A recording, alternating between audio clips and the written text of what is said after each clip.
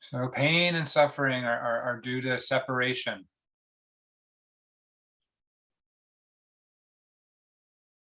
And separation is just an idea. And so the more we can, there's different parts to our meditations, and the concentration part is really important.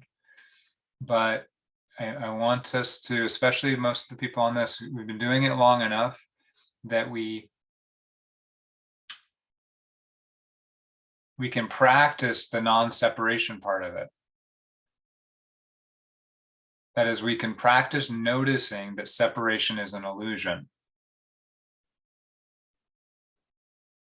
Now, the ultimate experience of that is a unity experience, is a no self or whole self experience of you being one with the universe, right? But you don't need to have you don't have to have access to that immediately to start practicing awareness of non-separation.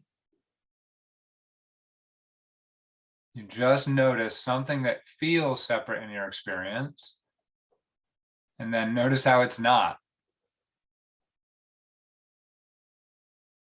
Every time you practice that, you're opening the doorway, you're softening the habit of carving up your experience. And when you do this, especially with painful, suffering, resistancy parts of your experience, you start to reward yourself, because you'll see that the suffering will reduce as you let go of the separation. It can vanish when you really see that your sadness is unified with the rest of your experience. But it doesn't have to vanish to start to get a little bit of that reward that trains you to start to let go of separateness.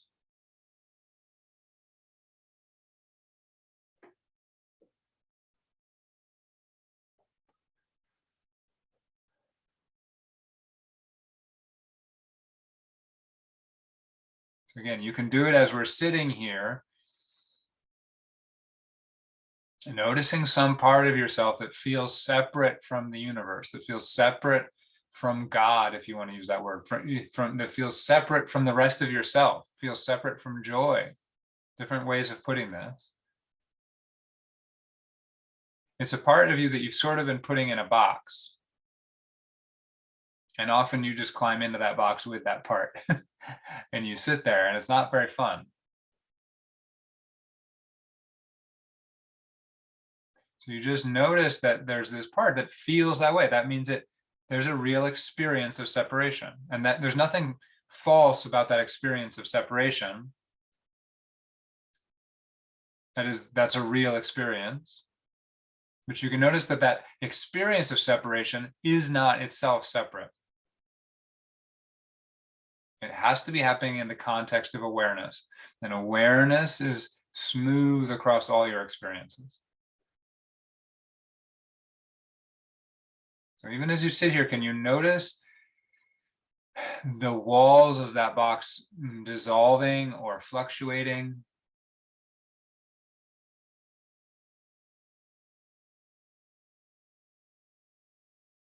And you can do something very simple. You can just be like, it's a box around my heart.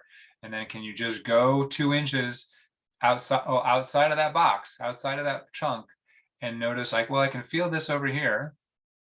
That's not in the box, and I can feel the box, and I can feel this over here, which is not in the box, and I feel the box. And then can you notice that there is experience, seamless experience between them? They can't be truly separate in experience. You can just notice a little bit of that, this sort of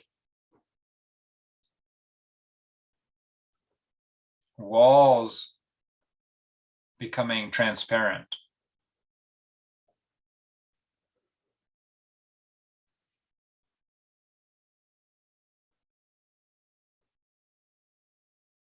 And this is actually what we're doing in resource work. For those of you who've, I think all of you have probably heard us talking about resource. When you're dealing with really overwhelming emotional content, which eventually all of us are, it's very useful to have access to something that is not overwhelming in your experience. And you can do the same thing where you alternate between the two. Now that alternation at first just is a way of going, hey, there's still safety over here. There's still safety over here, right? So say I have an overwhelming emotion in my chest, but I also feel my feet on the ground. Okay. So I am not wholly my overwhelming feeling, right? And with the second I can get some space around that feeling, then I am no longer fully overwhelmed. But that's just the first step in what I already described. Starting to see that the overwhelming feeling is small part of a much bigger experience, and it's not separate from that bigger experience. It is one with that bigger experience.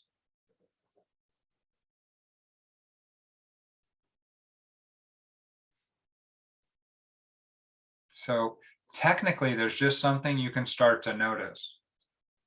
And you start to notice this becomes habitual, to stop separating out chunks of yourself from the rest of the world.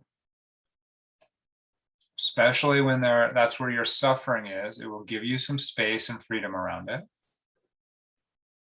And ultimately, this habit can start to apply to the very creation of yourself as a separate self. Here I am. And where are you? You put yourself in a box somewhere. Even if you don't feel like you're suffering, you're like, I'm here and the world is there. All right, well, where are the boundaries of that box? Sometimes you can really feel them, and then you can go, okay, there's an experience of a box. And you'll notice that that experience of a box is not separate. But when you pay really close attention, you'll notice there's no real box there, right?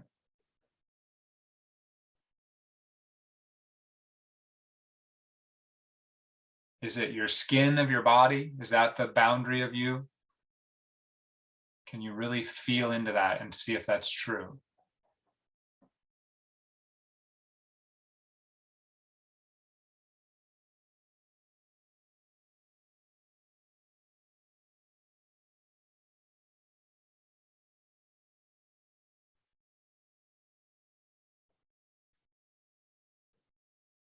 Is it your head?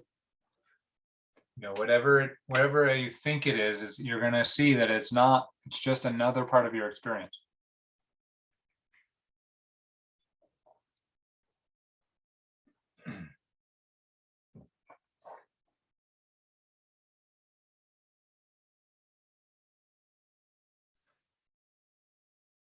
So we can start practicing this.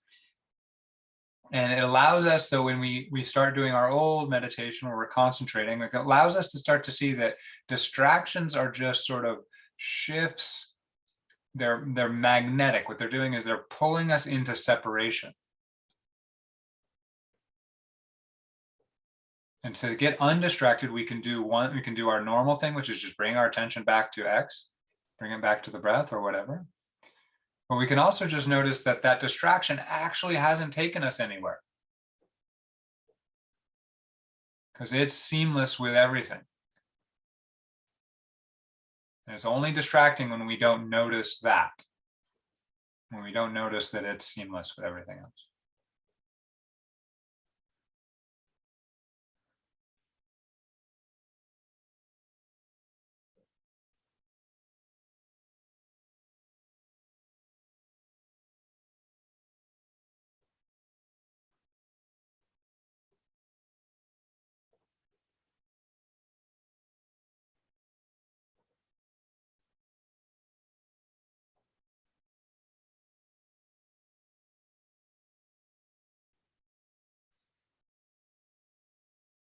Now you can start to have this spaciousness where you're noticing all the things are connected, but you aren't allowing for things to flow. It's another way of creating separation.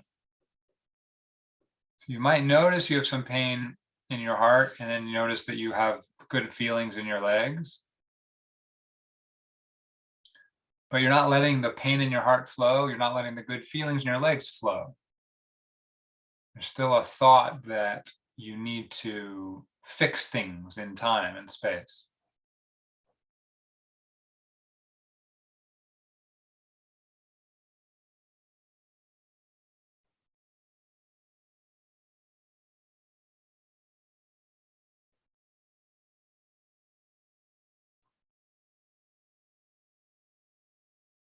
And of course, this is a good meditation on its own, is to notice flow, and it's very easy to do with breath. Just really noticing that everything is changing. Every second it's changing.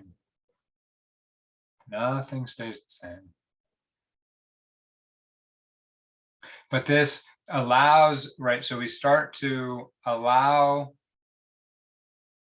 separation to fade in all the ways that we do it, right? Whether we're doing it by location and walls in a sense of physical distance or physical blocking, or whether we're doing it by holding things still that are not actually still, trying to keep things fixed that are not actually fixed. And often we're trying to keep the most painful thing fixed. And this is counterintuitive because you think we'd want to let the painful thing go, but there's usually a fear or a sense that if I don't hold that painful thing fixed, it's going to get worse, right? That I got to keep control over it and keep it, contained. And in doing that, we're keeping it, we're making it immortal.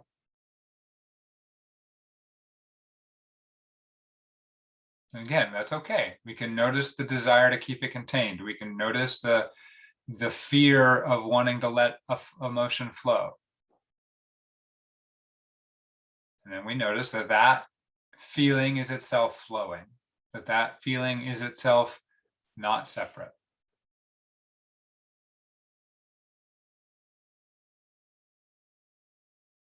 And you can do this in a very basic way just by using the breath. And why the breath is such a nice object. So we have some emotion and we're like, I can't, it's stuck, it won't flow, because you have some habitual resistance to letting it flow. Or maybe it's not even, maybe it's conscious. Maybe you're like, I don't want to do it. I don't want to feel it. So all you do is you notice the breath coming in and out, and you notice the feeling at the same time. And you'll notice then that the feeling is flowing at least a little bit, because it changes with the in-breath and it changes with the out-breath. It doesn't have to do any more than that for you to start to notice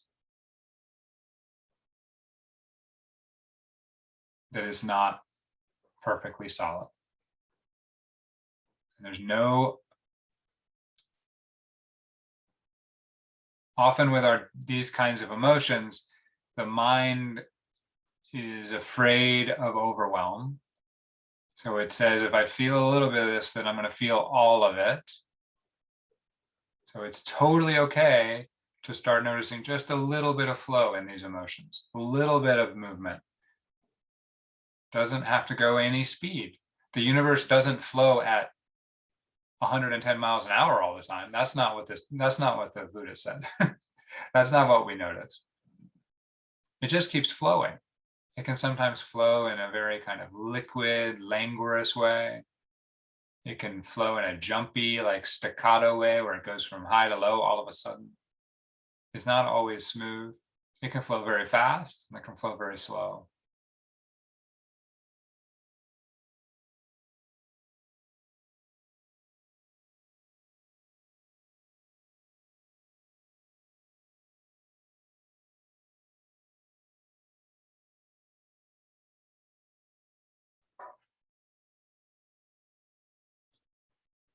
And so finally,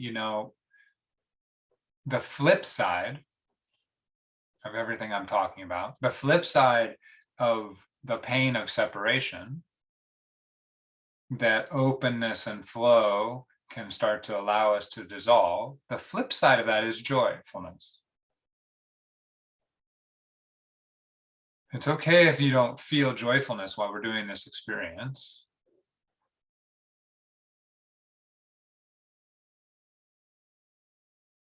But joyfulness is the other side of this coin.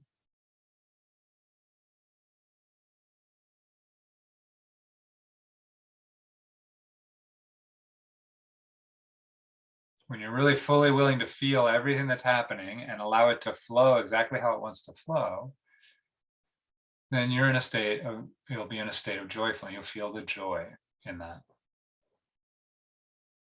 And again, I invite you to think back to times you have been joyful, and those are times you are not resisting or hiding an emotion. And if it's been a long time since you felt joyful, then that's not uncommon. That's, because there's something that you're regularly or continually fighting with. Some people have to go back to childhood to find joyfulness because there's been too much layers of fighting built up. Usually there are moments, you can at least remember moments where your attention just said, let go. Sometimes it's, they're very specific kind of circumstances that are required. It could be musical or at a party, or it could be in a lover's embrace.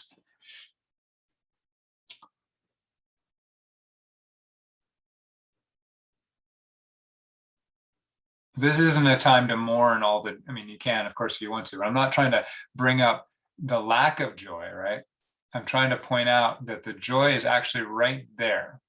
It's in the openness and flow, which is actually right there. The openness and flow is already happening. We just cut ourselves off from the joy by living in the separation.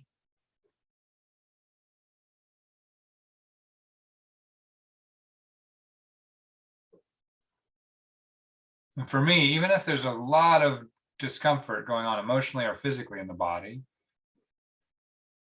for me at this point, and I'm not saying this will work for you, but just so you know, just like for me, like if I really tune into my root of experience, the sacrum and the perineum, and I let things flow from there,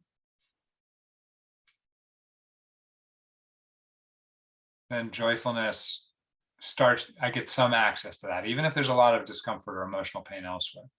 And the only reason that works for me, and it probably won't work for you right in a second, but the reason I mention it is because what you often need to do is get a bigger perspective on what's happening. And so for me, going down to the root gets underneath all the, if you want to put it in chakra language, like all the different emotional blockages at the different parts of yourself, right? It's like, oh, there's the core energy. Just let that flow into everything else. But you can I've also had the experience of feeling yourself sitting behind yourself, or feeling yourself sitting behind your chakra, your sacrum, or feeling yourself sitting behind your heart in your heart space.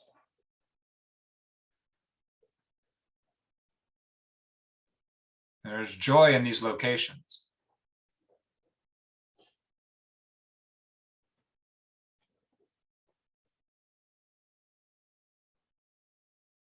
Because they are not contained. We don't have any ideas about them being contained. We don't have any ideas about them needing to be held down or avoided.